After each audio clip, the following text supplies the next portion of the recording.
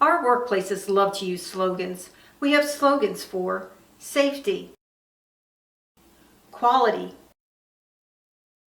teamwork, values.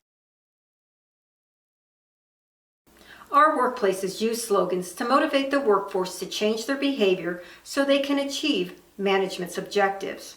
Now, this idea that the workforce simply needs to be motivated in order to change comes from what I call the blue zone. The blue zone is simply a set of characteristics that define how men think and act in the workplace. They're the foundation of how our workplaces function because our workplaces were designed by men. From the blue zone, we find our belief that the individual has the power from within himself to create change.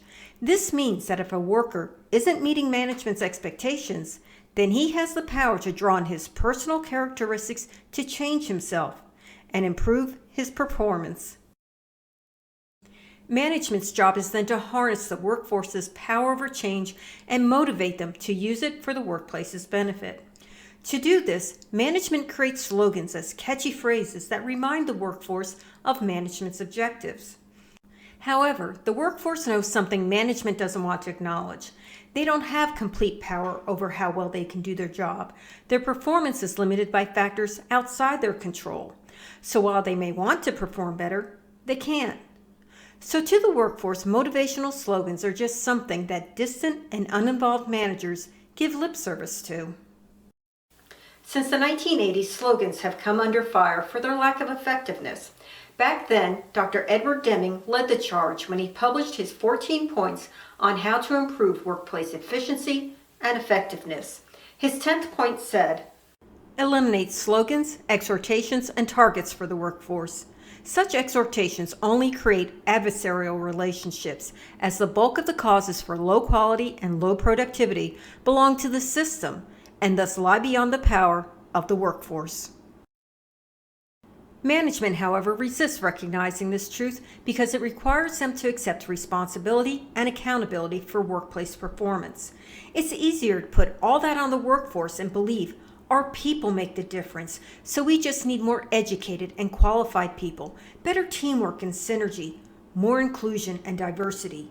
Because if the best of the best work here, then performance will soar, and management didn't have to work very hard to achieve it.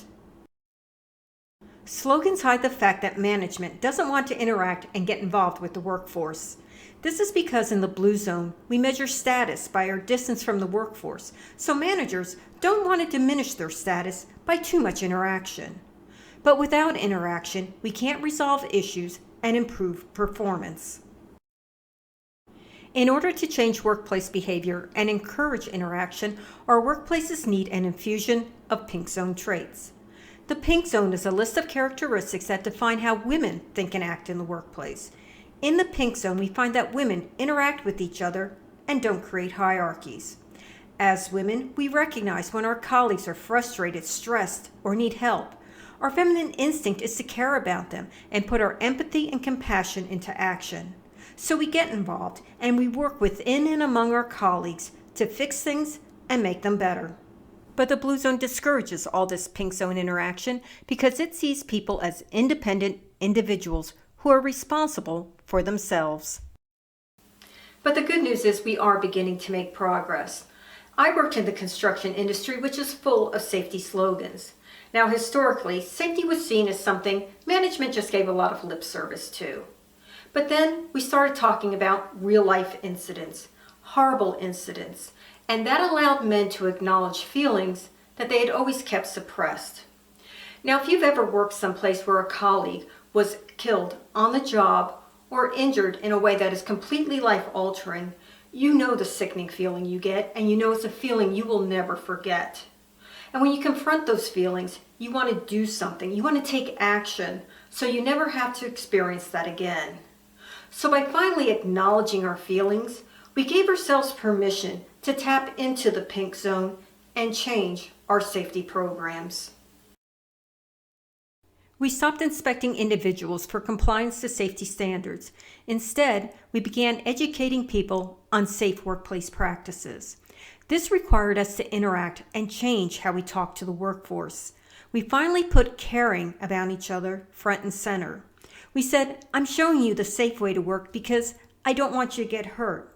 We also explained, if you get hurt and can't work, think about how that affects your family. We want you to work safely so you can continue to take care of your family and have the life you want. And then we went even further by telling them to care about each other, look out for each other, and help each other work safely.